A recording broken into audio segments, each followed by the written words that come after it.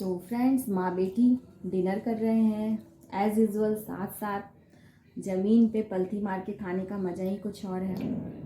तो ये हमारा खाने का प्लेट है।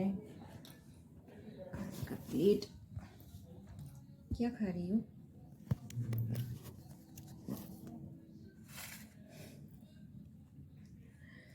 ये भिंडी आलू फ्राई, आशू का फेवरेट, ये गुन्नू का फेवरेट कढ़ी, और ये रोटी। हमारा डिनर है।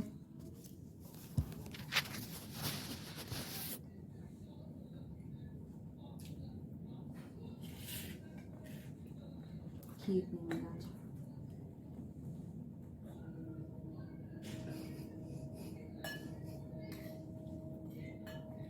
आप लोगों को तो पता है फ्रेंड्स, आज खन्ना का दिन है और खीर रोटी का दिन है। और इस बार हमें करना नहीं था। और जमशेदपुर में अगर हम होते तो अभी हम कितने घर से बुलाए जाते और कितने घर जाते। और दिल्ली में भी जहाँ हम पहले रहते थे वहाँ छठ पूजा बहुत अच्छे से होता था और प्रसाद भी बहुत ईजिली मिल जाता था। मगर इस बार तो हमें प्रसाद तक नसीब नहीं हुआ फ्रेंड्स।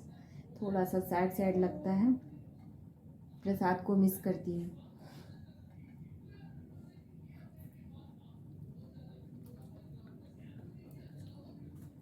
और जमशेदपुर को भी। हाँ, जमशेदपुर को भी बहुत मिस करती हूँ। सही बात है। अब रोना मत आ बैठ के। जीवटीज गार्डन में मस्त होती थी छठ पूजा। बहुत अच्छा होता था फ्रेंड्स। वहाँ पे पार्क में गड्ढा खोद करके एक स्विमिंग पूल की तरह रेडी कर दिया जाता था और पूरा प्लास्टिक से उसको कवर करके उसमें पानी डाल दिया जाता था, सीढ़ी बना दिया जाता था और बहुत अच्छे से सजा भी दिया जाता था। और जो गुन्नू जिस वैन से जाती थी, गुन्नू आंसू, वो वैन वाले भैया ज़रूर प्रसाद खाने के लिए बुलाते थे और प्रसाद लेकर भी आते थे। और उनके साथ हम छठ पूजा, अगर हमारे घर नहीं भी होता था तो हम उनके साथ छठ पूजा मना लेते थे। तो अच्छा लगता था, सैड नहीं फील होता था। इस बार ऐसा लग रहा है जैसे बहुत प्यारा फेस्टिवल छूट रहा है। ठीक है, पार्ट ऑफ द लाइफ है।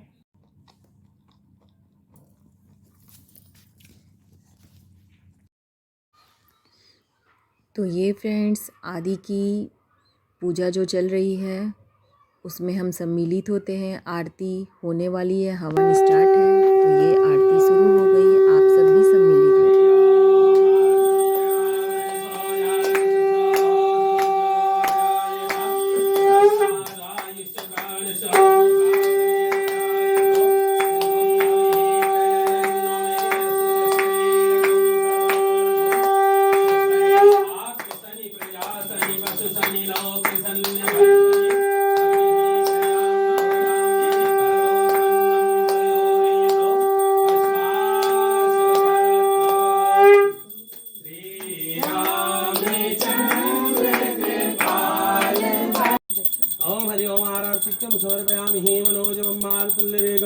जितेन्द्रियं बुद्धिमतां वरिष्ठं वातात्मजं वानिधमुखं श्रीरामदूतं शरणं प्रपद्ये।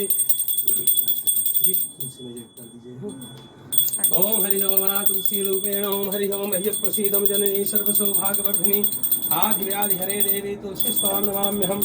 आरतिक्यं समर्पयामि ये कमल सर्वे। इनसे मिलिए फ्रेंड्स, ये हमारी सोसाइटी में ही रहते हैं और आदि की आरती चल रही है। हम सब आरती में व्यस्त थे और गुन्नू ने इस क्लिप को शूट कर लिया और मैं आपसे शेयर कर रही हूँ। ये दोनों बच्चे ट्विन्स हैं और बहुत प्यारे बच्चे हैं। मैंने इनसे आपको पहले भी मिलवाया है। और आंसू के ये फ्रेंड्स हैं। आंसू के साथ ये बहुत मस्ती करते हैं और बहुत ही अच्छे बच्चे हैं।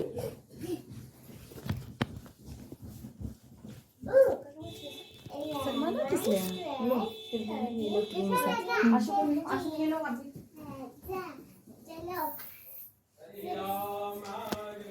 Hello hello.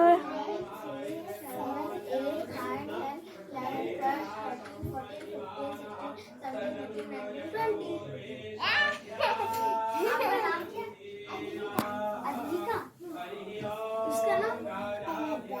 Hello hello Advika. Hello hello Advika. मेरा नाम अंशिका। हाय।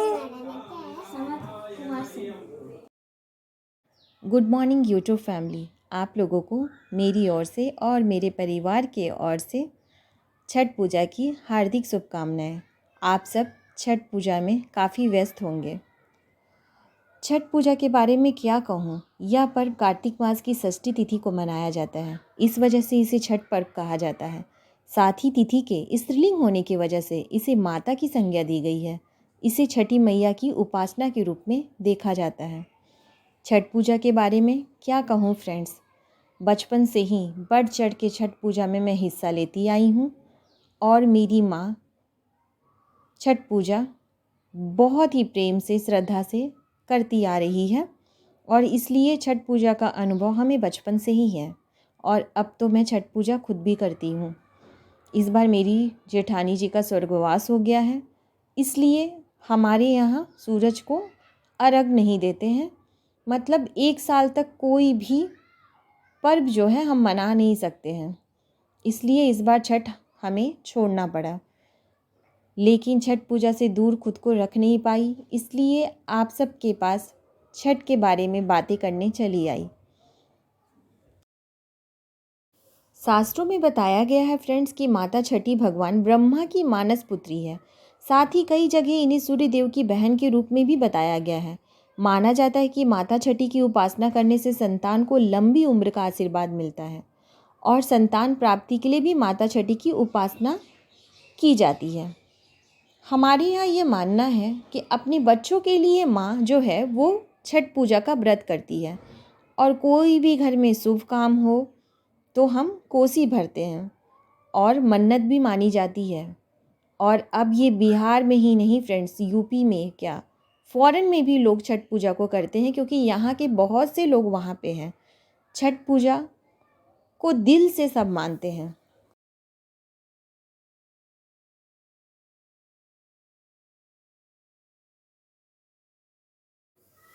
कई धारणाएं हैं छठ पूजा के बारे में।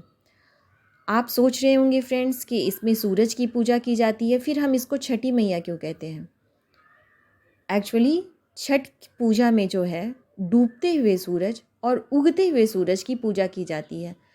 पहले दिन हम शाम में डूबते हुए सूरज की पूजा करते हैं और दूसरे दिन उगते हुए।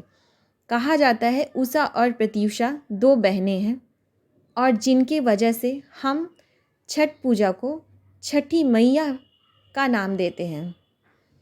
तो फ्रेंड्स, कई ऐसी कहानियाँ हैं, कई ऐसे किस्से हैं जिनसे ये हम जुड़े हुए हैं, जिनसे हमारी जो परंपराएं जुड़ी हुई हैं और यही परंपराएं हमें ज़िंदा रखी हैं।